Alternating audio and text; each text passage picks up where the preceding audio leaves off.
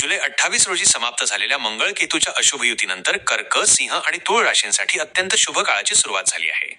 ज्योतिषशास्त्रानुसार ग्रहांच्या राशी आणि नक्षत्र बदलांमुळे अनेकदा शुभ अशुभ योग निर्माण होतात आणि त्याचा विविध राशींवर परिणाम होतो. 7 जून रोजी तयार झालेली मंगळ आणि केतूची युती काही राशींसाठी प्रतिकूल ठरली होती. परंतु आता या युतीचा शेवट झाल्यामुळे काही राशींच्या व्यक्तींसाठी अतिशय अनुकूल काळ सुरू झाला आहे. कर्क रास. कर्क राशीच्या व्यक्तींसाठी हा काळ अत्यंत लाभदायक सिद्ध होईल. या काळात त्यांची अनेक अपूर्ण स्वप्ने पूर्ण होण्यास मदत होईल. कर्जाच्या विळख्यातून सुटका मिळण्याची शक्यता असून आर्थिक परिस्थिती मजबूत होईल. वैवाहिक जीवन सुखाचे होईल आणि आयुष्यातील अनेक संकटे दूर होतील. मनातील सर्व इच्छा पूर्ण होतील. नोकरी करणाऱ्या व्यक्तींना नवीन संधी मिळतील आणि पगारवाढ होण्याचीही शक्यता आहे. तसेच अडकलेले पैसे परत मिळतील. सिंह रास. सिंह राशीच्या व्यक्तींनाही या काळात अनेक सकारात्मक फायदे मिळतील.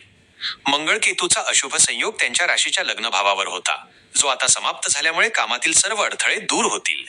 नवीन लोकांशी आणि नवीन छंदांशी जोडले जाण्याची संधी मिळेल. शारीरिक आणि मानसिक आरोग्य उत्तम राहील.